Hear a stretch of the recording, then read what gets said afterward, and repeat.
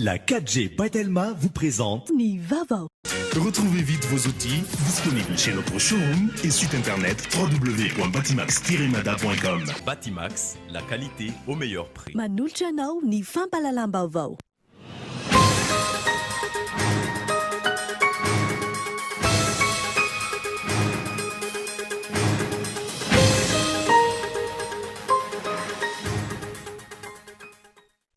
Miroso amin'izao fotoana izao ny dingana fanatanterana ny tanamasoandro izay tafiditra amin'ny fampanantenan'ny filohan'ny repoblika ho an'ny vahoaka malagasy. Androany, délégation sinoa raika amby roapolo avy amin'ny fikambanana Organisation mondiale de l'économie solidaire et sociale no nitsidika ny toerana anatanterana tetikasa. Mpandrarahamaro no vonina hiara-iasa amin'ny Madagasikara mandritra ny Forum Wave Madagasikara. Fifanaovatsy ny mpiara-miasa maro no totosa avy hatrany ka isan'ny goavana amin'izany ny mpampiasa vola avy any Dubai. Nahato avy hatrany ny fanefena tany tsy ara-dalàna manamorona ny lakan-drano andrian-tany tetsy atao madinika tao aorian'ny fizahana nataon'ny polisy ny fanajariana tamin'ity androany ity. Manana ny lanjany miavaka ny hetsika ara-koltolary eto Madagasikara toy ny festival Sobaya izay notanterana ny 12 hatramin'ny 15 septambra teo tany Katsepy. Eo amin'ny maresaka iraisam-pirenena navoaka tamin'ny fomba ofisialy omaly ny valin'ny fifidianana filoham-pirenena fiodinana voalohany tany Tunisie. Kaisha Said sy Nabil Kariou izay mbola any am-ponja no ifanandrana amin'ny fiodinana faharoa. Nededendreo vetrany.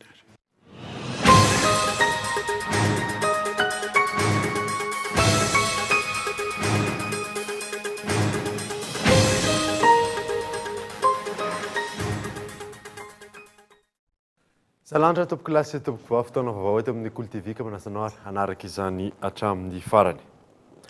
Nanombotsika ny vaovao dia minoroso amin'izao fotoana izao ny dingana fanatanterana ny tanamasoandro izay tafiditra amin'ny fampanantenan'ny filohan'ny repoblika ho an'ny vahoaka malagasy. Androany délégation sinoa miisa raika amby roapolo avy amin'ny fikambanana Organisation mondiale de l'économie solidaire et sociale no nitsidika ny toerana anatanterana ny tetikasa. Miantarandriana io. Tsy olana ny lafiny ara-bola entina anatanterana ny tetikasa tanamasoandro na ny tanàna vaovao. Io no nambaran'ireo délégation sinoa avy amin'ny fikambanana misana ny toe-karena sy sosialy na ny Organisation mondiale de l'économie solidaire et sociale. Nitsidika ireo toerana anatanterana ny tetikasa izy ireo androany niaraka tamin'ny teo anivon'ny ministeran'ny fanajariana ny tany, toeram-ponenana ary ny asa vaventy. Tombony ho an'ny Madagasikara ny miara-miasa amin'ny firenena sinoa amin'ny asa tahaka izao no nitraikefananan'izy ireo. Zareo moa dia association matanjaka izay anisany sady manome don no mampivoatra ihany koa ny maha-olona sy ny fotodrafitrasa. Anisan'ny partenaire privilégié zareo ao anaty satria anana ny fahaiza-manao, ananany ihany koa ny traikefa satria betsaka ireo ataontsika hoe tanàna vaovao izay noforoniny tany Chine izay ny fampizarainy moa izany mety hoe expérience sy ny lesona izay tokony hotsoahana dia ao anatin'ireo ataontsika hoe forum national urbain izay ho tanterana amin'ny volana oktobra iny dia anisan'ny hifampizarana izay tetikasa izay zareo. Eo ihany koa ny fanatanterana ny lafin'ny trano fonenana izay ny fampiresahana teo moa naharitra ihany hoe reto ny zavatra tokony ho tandremana ao anatin'ilay izy. Raha tsorina angamba dia hoe développement intégré mampifandray ny développement urbain sy ny développement rural tena voaresaka hatrany amin'ny lafin'ny resaka environnement social, environnement physique ihany koa. Nanamafy ny fahavononana hiara-asa amin'ny Madagasikara ity fikambanana ity. Nambaran'izy ireo fa azo vitaina anatin'ny fotoana fohy araka ny fampanantenana ny filohan'ny repoblika ny tanamasoandro. Vonina izay matoa mitondra orinasa be dia be amin'izay tetikasa izay. Tiako ny fomba fijerin'ny filohan'ny repoblika Madagasikara satria tena miezaka izy ampivoatra ny fiainan'ny malagasy. Amafisiko ihany noho izany fa vonina izahay hiara-asa amin'ny fanatanterahana ity tetikasa ity na ny lafiny ara-teknika na ny ara-bola. Nitovy amin'ny Madagasikara izao ihany ny Chine taloha feno mpangataka iraka ny lalana saingy taty aoriana dia tena nandroso ary izay fanavozana izay no tiana hoentina eto Madagasikara. Iompana amin'ny fampandrosoana an-tanàn-dehibe sy ny tontolo ambanivohitra ny fiara-miasa ho atao raha ny fanazavana.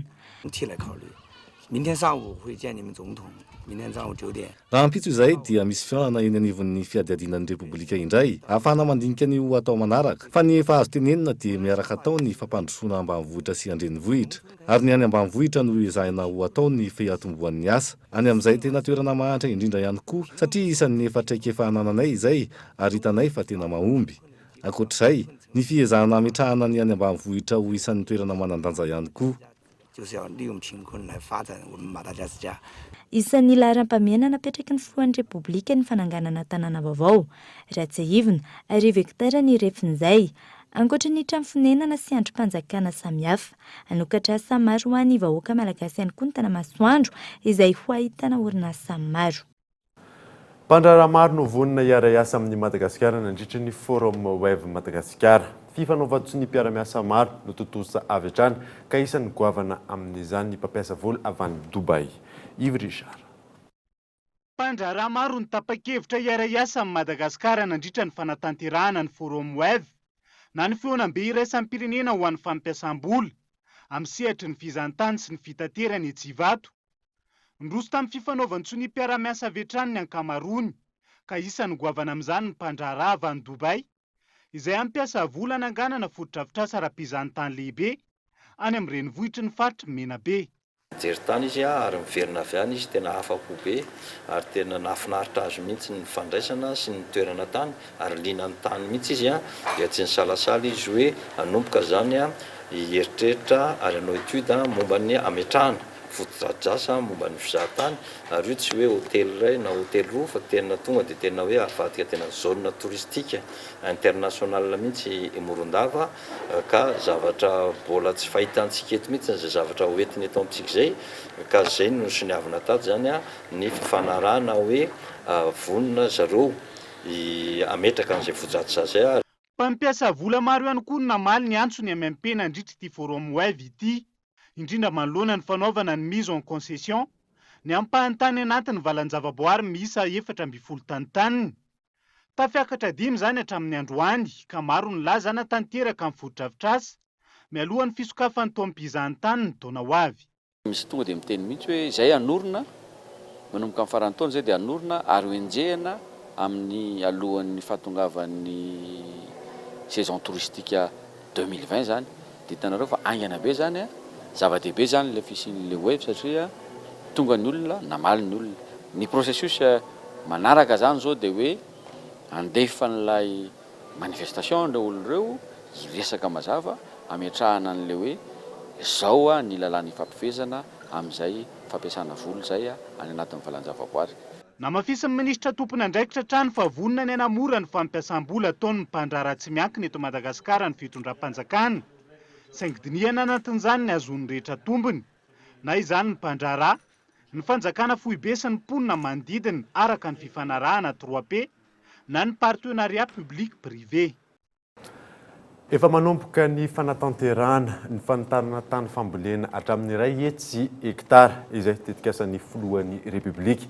Raha ny fanazavan'ny ministry ny fambolena Fiompiana Aranjono efa misy ny tolobidy ary efa azo ihany koa ny famatsim-bola amin'izany. Michel Arnarjo.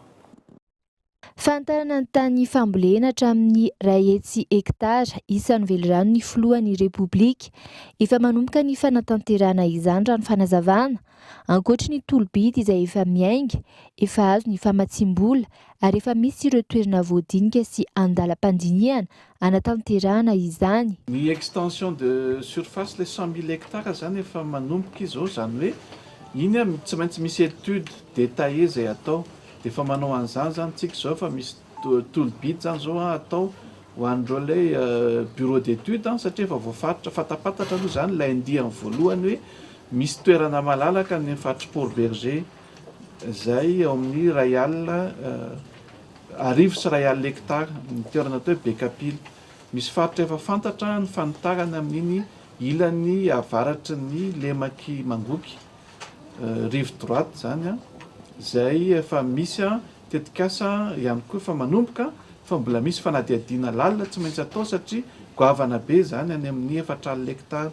Efa amin'izao fotoana izao koa amin'ny faritry fanambana ny Sava efa misy toerana efa hita ihany koa zany anaovana fanadihadiana alohan'ny hanombohana n'ilay tena tetikasa.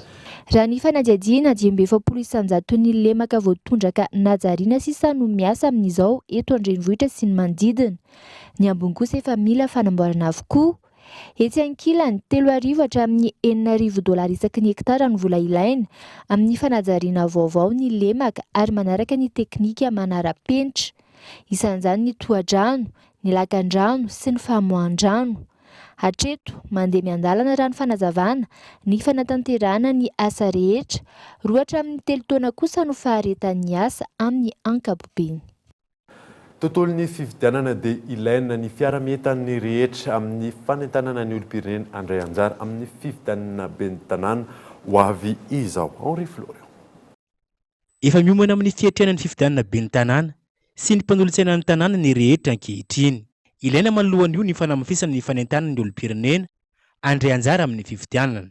Amin'ny mahazava-dehibe ny fifidianana kominaly, isian'ny fampandrosoana miainga eny fotony. Mba hamporisika bebe kokoa ny olona, mba hampazoto bebe kokoa ny olona, andray anjara mavitrika ao anatin'ilay fifidianana izay ohatra antsika, dia tsy tokony ho adinoin'ny mpanao politika, ny antoko politika, ny mpirotsaka hofidiana indrindrindrindra tsy faly fotsiny hoe mirotsaka hofidiana na nao fampielezan-kevitra fotsiny, fa ny manentana ny olona mba ho tonga mifidy. Ho anarana na acteur principal aloha izay fitentsika azy, dia ny mpisehatra rehetra, ny acteur rehetra zany amin'ny resaka fifidianana dia tokony tsy hanadino mihitsy n'inona sehatra misy azy amin'izay fifanentanana, ny fampatsehivana, fa tena zava-dehibe io fifidianana eny anivon'ny commune io fa tsy arakaraky ny heverana azy hoe eny anivon'ny fototra. Tokony apetraka mazava ihany koa ny porofon-takiana amin'ny fametrahana fitoriana raha toa ka misy ny tsy fanarahan-dalàna mandritra ny zotom-pifidianana hoy ireo fiarahamonim-pirenena. Anisan'ny tokony hanitsarana fifidianana zany ny ahafana mametraka fatokisan'ny vahoaka amin'ny fifidianana zany dia eo amin'ny anisan'ny teboka anankiregny izay be ny fitsarana zany voka-pifidianana. Misy zao alabato na fandikan-dalàna tsikatry ny mpanaramaso ohatra na ny délégué ny candidat sasany rehefa mitory izy valiteny matetika dia hoe azo raisana fa tsy mitombona. Ny olana zany dia eo amin'ny fitondrana porofo matetika zany le porofo entina zany tsy mazava inona ny ekena inona ny tsy ekena tokony jerena akaiky ahoana fana zany manamora ny fanenjehana zany ny alabato ny fandikan-dalàna isan-karazany na ny fomba ratsy tsy mety rehetra zany nisy hatramin'izay ahafana zany manadio ny tsy mety zany eo amin'ny fampalianana ny zotra-pifidianana anankiray. Mitaky fiara-mientan'ny ny sehatra rehetra isany ambara tokony araka izany ny fanatsarana ny zotra-pifidianana eto amintsika amin'ny fiatrehana ny fifidianana kominaly ny 17 Novambra ho avy izao. Tokony hanana foto-kevitra mazava ny antoko politika eto amintsika mba ahafahana mitondra fampandrosoana eto amin'ny tany sy ny firenena. Lasa fitadiavana toerana ihany sisa ny fijoroan'ny antoko politika sasany raha ny fanadihadiana natao. Henri Florian. Ilana fanovana sy fanavaozana ny fanaovana politika eto Madagasikara. Teboka maromaro no tokony hanana ny antoko politika, indrindra fa ny fananana foto-kevitra mazava ho antom-pijoroany eo anivon'ny firenena. Rehefa manao politika voalohany misy ny antsoina hoe idéologie foto-kevitra. Faharoa misy an'ilay hoe stratégie, le hoe fomba fiasa sy lamina ahafahana manatanteraka an'izay zavatra izay. Dia fahatelo le olona. Indrindra itsika misy hoe iantoko politika fa misy olona vitsivitsy fotsiny, na hoe iantoko politika fa olona mandalo sambosamborona. Dia fahaefatra moyen. Ro farafakely ro efatra ireo ny foto-kevitra, ny fomba fiasa, ny resaka stratégie, ny moyen ary ny olona. Dia ireo anisan'ny tena mandrafitra tsara ny fanaovana politika. Dia tsy mahagaga eto amintsika raha ivadibadika io misy tsy misy le antoko politika satria indrindra indray tsy manana foto-kevitra mazava hijoroana ihany koa izy. Ilaina fijerevana ihany koa ankilany ny lalàna mamatotra ny antoko politika eto amintsika. Ny tsara jerena eto amin'ny fanaovana politika amin'ny firenentsika hoe le lalàna. Hoe ahoana ny tena ahafahana hoe mamatotra ny olona hoe rehefa ato amin'ity ianao dia ity le isany fa mandeha ny fifidianana eto amin'ny firenena 100 mahery ny antoko politika tamin'ny fifidianana solombavam-baovaka tsy ampy 30 tamin'ireo kory no miseho. Hitanao amin'izany tsy manana hery koa fa lasa misitritsitrika, lasa fitadiavam-bola ana fitadiavana tombontsoa any ambadimbady ihany fotsiny izy mba ahazoana toerana dia manao an'ity dia hoe izay omena an'ity 70 ny candidat fanina amin'izany ny vahoaka ary ny politika koa fanabeazana. Ny antoko politika ve tena manabe ny olona ao aminy sy ny vahoaka malagasy fa nle politika zao lasa zavatra mampatahotra ny olona lasa andosiran'ny olona tsy atokisan'ny olona tokony hipetraka mazava araka izany ny antom-pisin'ireo antoko politika marobe eto Madagasikara mba ahafana miteraka pampandrosoana eto amin'ny firenena. Fanangadrana 12 taona miampy asa terivozona no sazina avoakan'ny pôle anti-corruption etsy 67 hectare ho an'ireo voaroroy ho nanamboatra baoba sy nanao asa fampirona tamin'ny volana jona 12 sy 2 Rarsona. Ao anatin'ny andiany faharoa amin'ny fitsarana ireo raharaha mirakitra kolikoly asa fampiororona fanodikodonam-bolam-panjakana ny paky 67 hectare amin'izao fotoana izao. Omaly namohan'ny paky sazy enjana figadrana 12 taona miampy asa terivozona ireo voaroroy ho nanamboatra bomba sy nanao asa fampiororona tamin'ny volana jona 12 napetraka tao amina tranombarotra lehibe iray teny Tanjombato. Anio raharaha fitazonana sy fikasana hanondrana rongony mahery vaika na voaroroy teratany vahiny Rosy malagasy iray miampy raharaha famotsim-bola no nandalo tao amin'ity tendrom-pitsarana miady amin'ny kolikoly izay mbola tsy fantatra hatreto ny vokatry ny fitsarana. Ny eo amin'ny rahampitsikosy indray dia raharaha fanodikodonam-bolam-panjakana izay na voaroroy olona miisa 7 izay misy tompona andraikitry ny tsenam-baro-panjakana no andalo fampanohavana eny amin'ny paka izay ny fanjakana malagasy no mijoro ho mpitory. Hatreto mbola andrasan'ny mpanara-baovao ny andalovan'ireo ambara ho trondro vaventy amina raharaha kolikoly sy fanodikodonam-bolam-panjakana. Manoloana ny trangany seho teny amin'ny seranam-piaramanidina Ivato tamin'ny alahady 17 septambra lasa teo nataon'ny ramatoa iray filoha-hevitry ny antenimieram-pirenena namoaka fanambarana manameloka izay fihetsika izay ambara no fanarota-pahefana ny sindikan'ny mpiasan'ny faditseranana eto Madagasikara androany alarobia 17 septambra 2012 sy 2 Nanoizatsika ny vaovao kosa indray dia mbola ambony ny tany tsy fanananasa eto Madagasikara. Efa misy anefany paikady apetraky ny fitondram-panjakana entina anena tsikelikely izany raha ny fanazavana azo. Michel Arnartsa. Raha ny antontanisana avoakan'ny BIT na ny Bureau international du travail efatra tapitrisy ireo tsy mananasa eto Madagasikara ary efatra amin'ny 10 isanjaton'ireo mananasa no misehatra amin'ny sehatra tsy ara-dalàna. Miampy izay tanora manodidina ny 4 hetsy hatramin'ny 5 hetsy isan-taona no miditra eo amin'ny tsenan'ny asa ary manampisa ireo tsy mananasa. Raha ny fanadihadiana natao ireo tanora 17 hatramin'ny 20 taona amin'ny ankapobeny ary manana farafahakeliny ny mari-pahaizana baccalauréat no tena mitady asa amin'izao fotoana izao. Ny tanora mitady asa matetika tsy miteny izy hoe inona ny poste angatahana fa raha vao manao enquête tsy maintsy mandalo enquête moreny hoe inona ny tadiavinao dia ny valin-teniny hoe izay misy izay ihany ny ataony izy tsy mba miteny hoe ny asa tadiavina ka io zany dia mila mitaky ny atao hoe orientation. Ny tanora mitady asa dia orientena zany izy hoe mba hanana hoe inona ny spécialité tokony hataony eo amin'ny asa anankiray, inona ny asa tadiavina dia hoe mba asa tokony izao no ataoko ohatra hoe zao dia spécialiste amin'ny marketing fa ny ankizy tsy manao an'izany izy fa hoe asa izay misy. Mizara telo mazava tsara amin'ny ankapobeny paikady apetraky ny fitondram-panjakana amin'ny alalan'ny ministeran'ny asa, fanampiana tanora amin'ny fitadiavana asa na ny technique de recherche d'emploi, ny fanamafisana ny traikefa anana ny mpampiofana fa indrindra ny fampirisihana ny tanora amin'ny fananganana orinasa. Ny tena objectif-nay zao dia miorienter ny ankizy anangana orinasa fa tsy mitady asa fotsiny. Ny antony dia zao, ny offre d'emploi dia tsy mahasahana ny demande satria ny offre vitsy fa ny demande be dia be ka entanina zany tanora mba hanangana orinasa dia amin'izay koa zany rehefa mahatsangana orinasa izy dia mba izy amin'izay zany mba mirecruter namany koa. Zay zany activité fahatelo dia hoe renforcement des capacités. Raitsaivina teboka fahaenina amin'ny ivelirano napetraky ny filohan'ny Repoblika ny fampananana asa mahatra sy mahavelona ho an'ny tsirairay. Nanomboka omaly ary farina ny zoma izao ny fampiofanana ireo lehibe ny sampandrara ny fananana asa isamparitra. Tonga eto amin'ny fotoana ny dokavatra isika orinan'izay ny atantsika mahakasika ny tetika asa protana eo ihany koa ny festival Sobaya rehefa avy eo ary.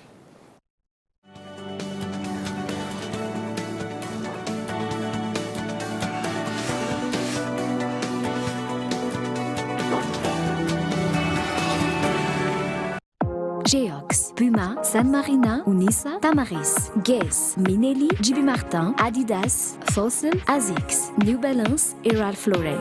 Boutique Le Coin des Marques, un grand choix de parfums, montres, sacs et chaussures de marque. Alors, venez découvrir notre boutique Le Coin des Marques, des articles de marque pour hommes, femmes et enfants. Le Coin des Marques à Falavouch, téléphone 033 71 848 68. Avec Yellow SMS, plus d'émotions et plus de folie. Envoie encore plus de SMS et reste toujours en contact où que tu sois. Profite des 100 SMS vers Telma pour seulement 200 milliards par jour. Tape vite le dièse 322 étoile 62 dièse pour souscrire. Telma, Safit numéro 1 Malagasy.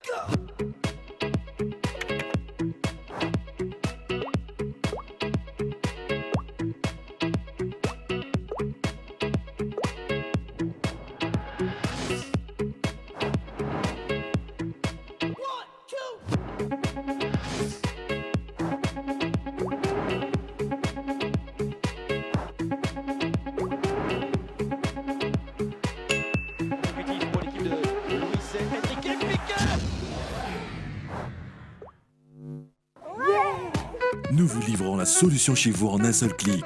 Commandez dès maintenant sur notre site, payez en toute sécurité et faites-vous livrer en 24 heures. ABC, l'expert en construction et aménagement.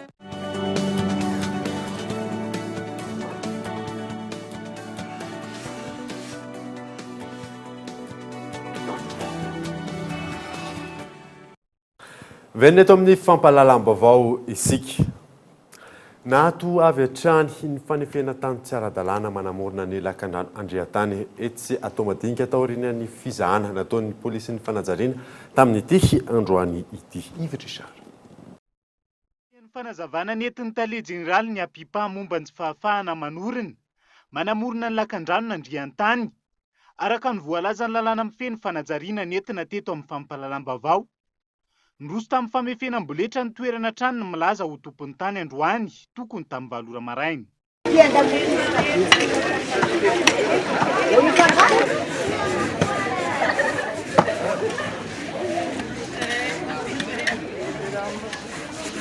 Afefena aloha le izy satria ny taratasy zany tsy moramora ngem manao taratasy fa efa autorisé zay nandeha tany amin'ny commune sy ny rehetrarehetra afaka mamefinareo zay aloha mbola andalana angamba zay fa mbola tsy misy taratasy zay zavatra zay. Naniezaka ny nanohitra ny famefena zany ponina teny an-toerana tsy nampiemotra amin'ny milaza ho tompony tany zany oraray taorian'izay tonga teny an-toerana ny polisy ny fanajariana nijery ny zava-misy taorian'ny fanaovana ny constatation toerana sy ny fanamariana ny antota taratasy nato avetrany ny famefena rehefa tsy nahitana taratasy fahazon-dalana avy amin'ny commune. Izay moa polisy ny fanajariana ny tany dia ny asanay dia voafaritry ny lalàna 2017-646 izay manara-maso ny mety mahara-dalàna na tsy ara-dalàna ny asa fanorenana na ny fanotofana ka rehefa tsy feno ny fepetra mahakasika an'izay fahazon-dalana izay moa zany dia manao ny fanajanonana ny asa sy fahatsapana ny fandikan-dalàna ny fanorenana na fanotofana tany anankiray. Ny aiky ny tsy fananana ny tota taratasy fahazon-dalana mefy ny tompon'ny tany taorian'ny fizahana saingy nambara fa andalana ny fikarakaran'izany ny anivon'ny commune ny Antananarivo. Ity farany raha teo no nanome alalana feno azy ireo iroso amin'ny famefena mialohan'ny fatombana ny antota taratasy. Fanontaniana mipetraka ny hoe mbola miasa araka ny tokony ho izy ve ny commune ny Antananarivo amin'ny fampiarana ny lalàna velona momba ny fanorenana sy ny fanajariana. Ny fanarahan'izany izay tsy azo iadian-kevitra fa miantoka ny fifehezana ny gaboraraka sy ny tsy fanarahan-dalàna eto an-drenivohitra. Lafim-baovao hafa kosa indray dia mahafeno fepetra ny habean'ny tongolo vokatra any amin'ny faritra Iorombe. Mipetraka olana nefa ny fitaovana entina mamokatra sy ny fitatiavana lalam-barotra. Michel Arnard. Efapolo hatramin'ny 20 taona ny tongolo vokatra any amin'ny faritra Iorombe isan-taona.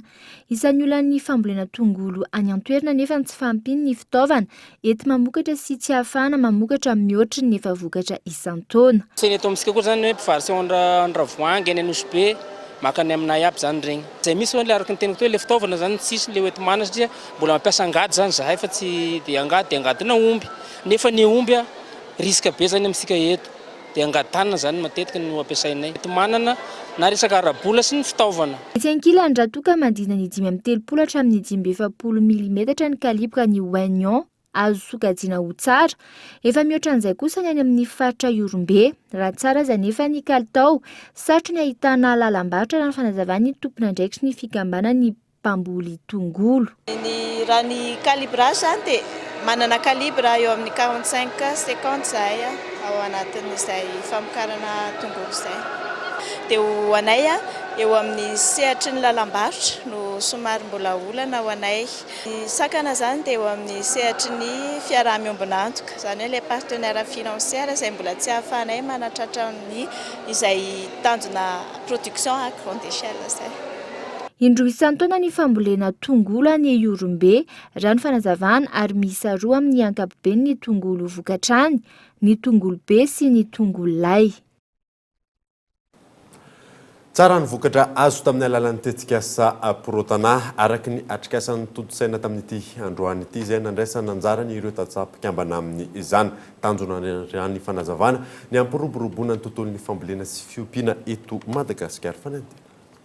Tao anatin'ny efa taona maherina nantontosana tetikasa protana, tsara ny vokatra teo amin'ny tontolon'ny fambolena sy ny fiompiana ho an'ireo tantsaha nandritra ny atrikasa momba ity tetikasa ity nototsaina androany. Aloha zany dia misedra fahasahiranana satria na ny mikajy io fandaninao io ara tsy hainao fa amin'izao fotoana izao zany efa hay le izy satria misy ireo teknisiana mampianatra dia mampanao fandraisana tsoratra dia efa hainao zany mikajy fandaninao dia hitanao ny vola miditra aminao dia tonga dia hitanao vola mivoaka dia hitanao koa zany ny ambimbavanao izay.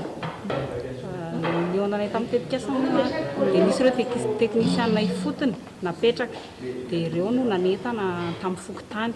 Dia ny fokotany indray no nanentana ny isam-batan'olona dia ny vondrona ireo isam-batan'olona ireo par groupement. Dia izaho manambady teraka telo izaho taloha zay zany maromaro ny tamin'ny volena tsy ary voavolo daholo ireo taloha satria mbola tao anatin'le fampiasana simika ny resaka famarotana koa mbola tsy dia nandeha fa izao zany rehefa tena mahazo tombony amin'ny famarotana dia vola zany azo ampiasaina eo eo hoe tonga dia vidianana sakafo andoavana ekolazina ankizy dia mianatra ara-dalàna zany zanako anankiroa zao voalohako ara-dalàna ny ekolazina ny fiompiana koa efa miantombo.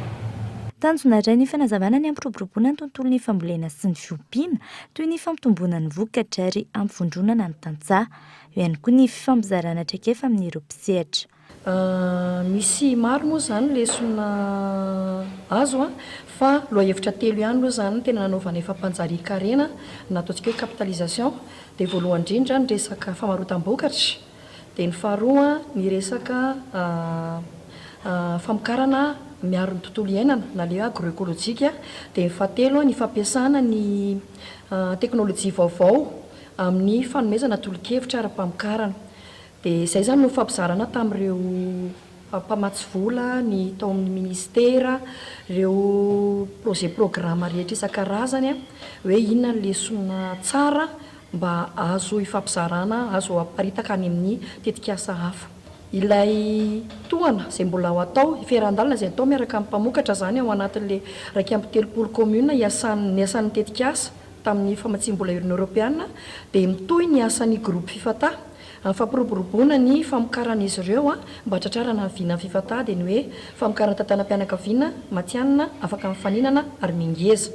Raha toka ety volana septambra ety ny fiafaran'ny tetikasa itoy kosa ny asa fampandrosoana samihafa. Ny tanjona zao dia hoe isy fédération anankiray ao anatin'ny fikambanana fifatazany eto Analamanga mba hiaron'ny mpamokatra ary ihany koa hitondra ny etaetan'izy ireo ohatra amin'ny resaka fahaolana fananatany izay tena iainan'ny mpamokatra maro eto Analamanga izay dia ny resaka ihany koa fivaovan'ny toetrandro izay raha mahita fa tena misy fiantraikany be.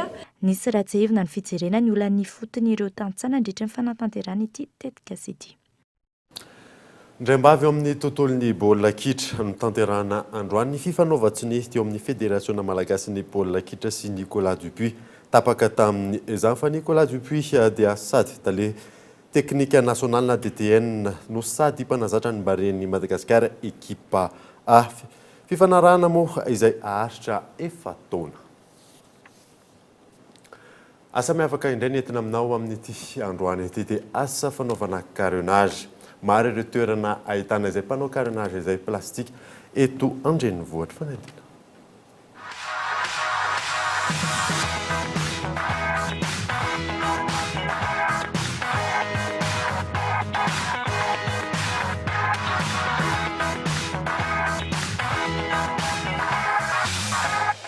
Taona teo eo izay no nanaovan'i Jocelyn ity asa fanaovana carénage plastika tetie 67 ity. Ray mpianakaviana iray mivelona amin'ny asa tanana izy. Maro samihafa ny asa tanana efa natao noho izy, toy ny fanamboarana kojakoja-mbaravarana.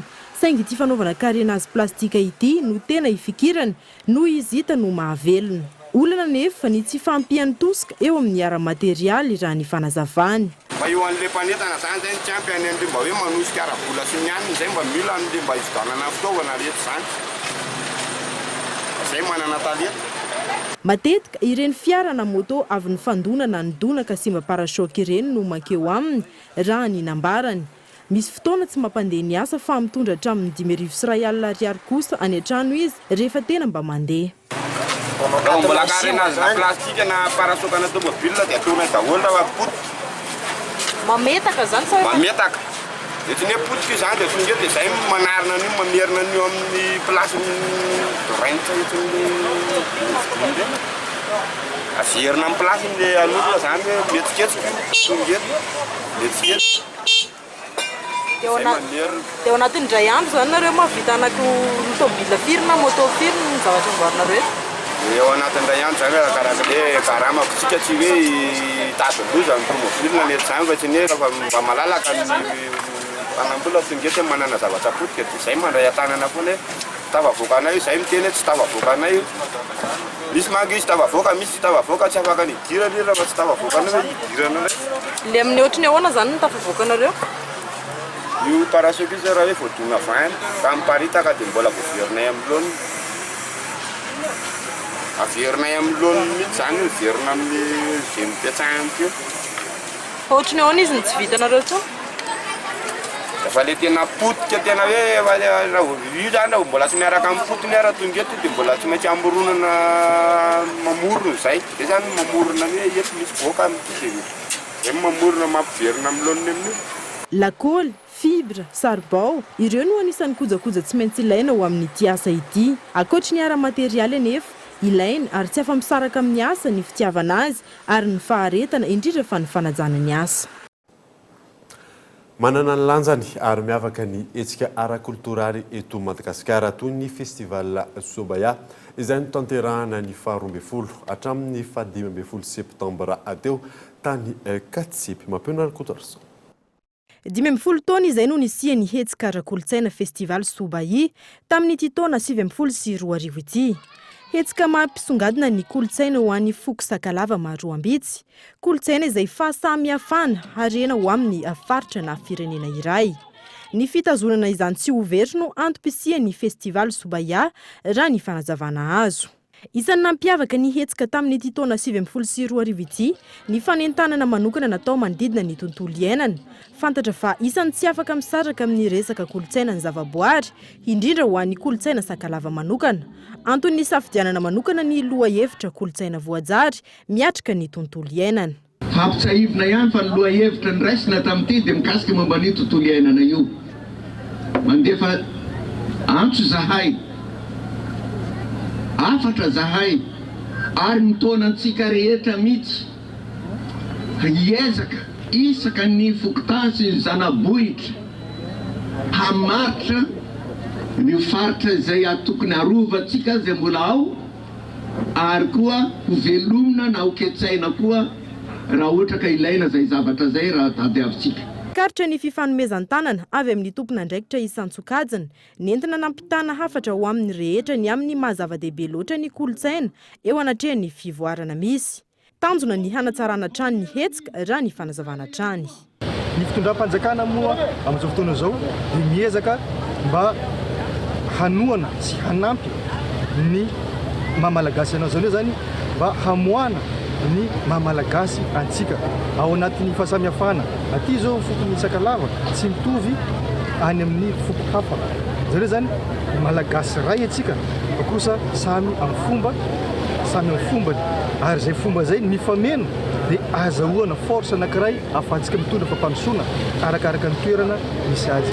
Zay zany hitako hoe zava-dehibe amin'ity hetsika androany. Azo lazaina hoe efa mety ny hetsika amin'ity fa izahana zany ho atao alohaloha ny fanomanana. Izany hoe zany vao vita zany izao hetsika Sobaie zao andiany fadimy dia efa hanomana sady ny hetsika atao amin'ny herintaona.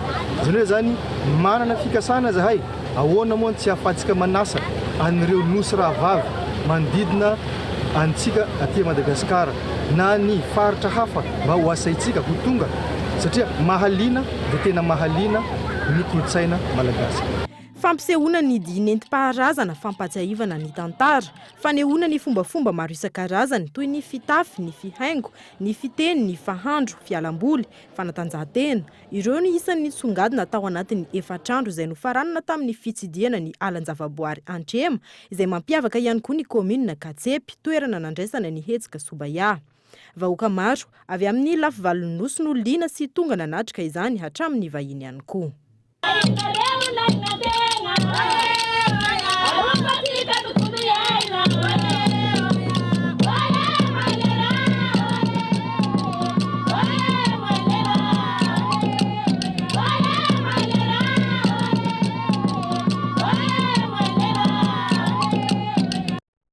Maresaka iraisam-pirenena navoaka tamin'ny fomba ofisialy omaly ny valin'ny fifidianana filoham-pirenena fiodinana voalohany tany Tunisia. Fantatra araka izany ireo ifanandrana amin'ny fiodinana faharoa izay ny ray moa mbola any am-ponja fanadina. Araka ny valim-pifidianana nivoaka kandida roa no nahafeno fepetra fa hifanandrana amin'ny fifidianana filoham-pirenena Tunisiana fiodinana faharoa. Raha 70% ny vatom-pifidianana azon'ny kandida Kais Saied dia taorianany kely fotsiny ny vato azon'ny kandida Nabil Karoui izay 10%. Marina fa samy anti-système avokoa ireto kandida roa tonta ireto. Tokony tsy hisy fifanolanana eo amin'ny antoko politika ary tsy izao mihitsy no filoham-panjakana na lehiben'ny gouvernement hanolotra tetikasa tsy mahaliana ny vahoaka, hoy ny nambarany Kais Saied tamin'ny mpanango-baovao.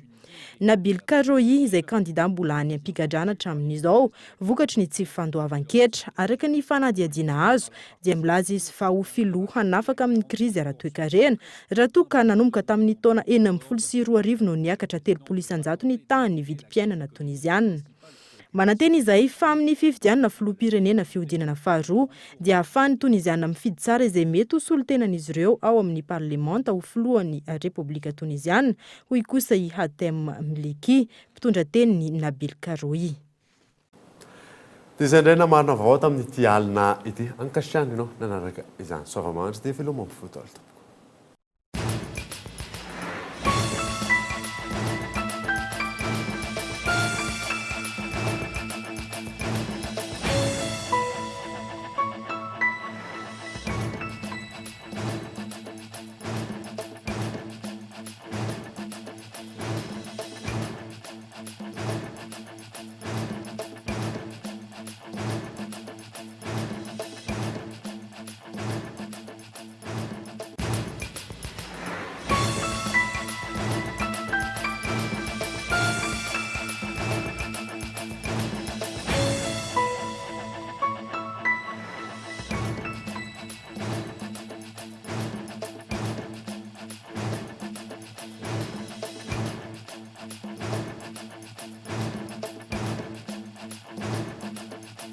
Les groupes électrogènes CGM 100% italien avec moteur original. Puissance à partir de 10 kVA. Garantie 1 an. SAV de qualité. Fini les coupures. Soyez autonome. Batimax, la qualité au meilleur prix. Nanulchanoteu ni fampalalamba. La 4G by Telma vous a présenté ni Vavo.